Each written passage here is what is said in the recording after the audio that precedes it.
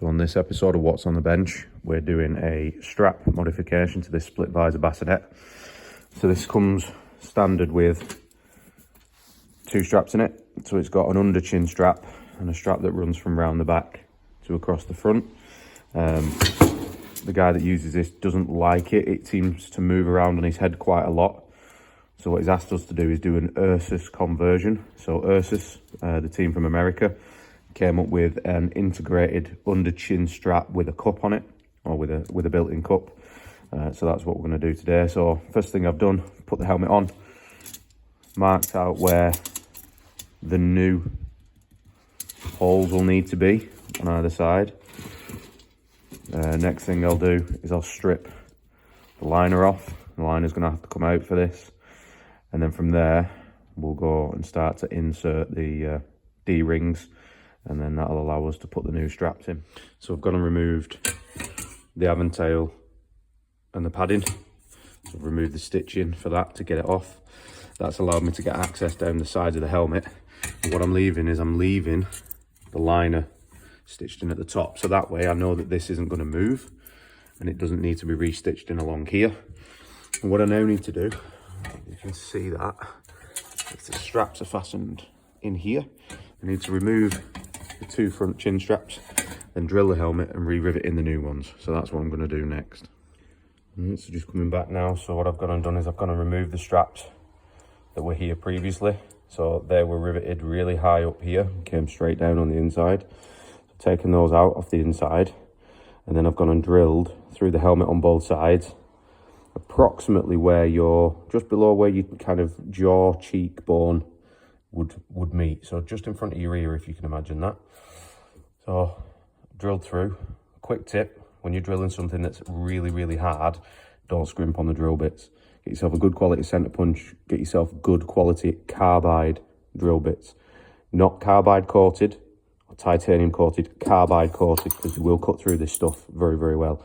So what we're going to do now, as part of this solution, is we're going to take these D-rings. We're going to rivet on the inside, of course, but we're going to rivet that on the inside, cut a hole through the liner so the D-ring can poke through, and that's what our new strap arrangement's going to fit through to allow it to hopefully sit more comfortably on the head. So just coming back to you now, so what we've now done, you can see there, is we've taken the D-rings and we've riveted them through. The one on this side and then one there on this side. So now what we'll do is we'll cut a new hole in the liner on either side for those to be able to come through, and then we'll make up the new strap that's going to go continuously through those two, and then I'll show you how it looks when we're finished. Okay, so the D-rings are installed and I've cut the holes in the liner now. That brown strap is just to illustrate where the D-rings are, so that's fed through, so you can probably just about see that one there. So what we're going to do next is we're going to create an integral chin strap. So it's going to be a single piece of leather. It's going to be cut from a wider piece, so it'll be wider in the middle with a slit that you can cup your chin in.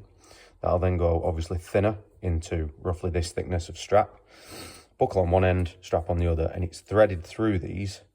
So you'll have a buckle on this side, it'll thread through, chin cup in the middle, thread through, loose end of the strap here, so that then when you buckle it together, you've got the chin cup in the middle that goes on your chin, and the strap, as you tighten it up, goes under your chin, so it acts as two in one. That's the point of the Ursus strap, and that's what we're going to be doing on this one, because this one moved around so much.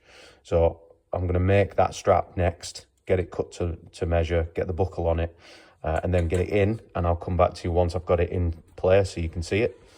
And then obviously the final bit will be stitching the liner back on.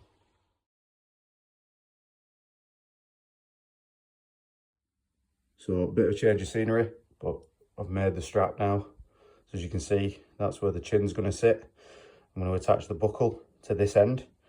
Obviously that's going to be the tail end, and I'm going to run these then through the D-loop inside the helmet, so that that'll sit on the chin, and then once it's tightened up, it'll sit underneath. So this is a strap fitted now. So as you can see, that's the chin cup that's formed by the cut in the strap.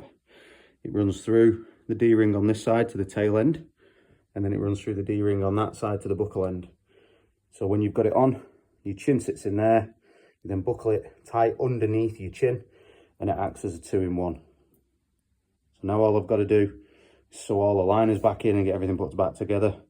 But yeah, that's pretty much it. So here's the helmet back together now. Aventail's all fully stitched back on. Or I should say the liner's fully stitched back in.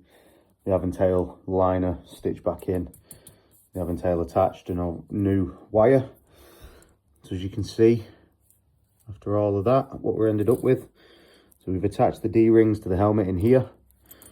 This strap goes through the D-ring, down to the chin cup, goes back up the other side, and then the longer end of the strap is here.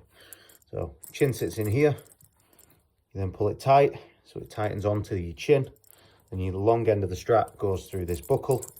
That sits under your chin, so this one strap does two things. It does chin retention, and it also does under your chin retention. And I'll put a small video in of a very close-up of me just wearing that to illustrate the point.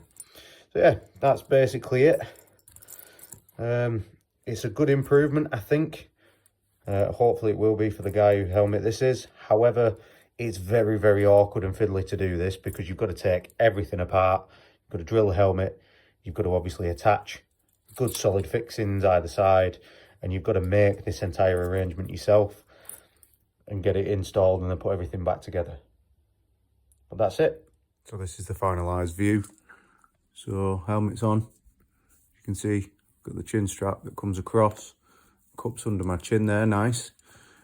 And then the strap itself is buckled underneath. So I've got retainment here on my chin. And I've also got a strap that goes under my chin now. It's not choking me because of the position. It's quite shallow at the front, but it feels very, very secure.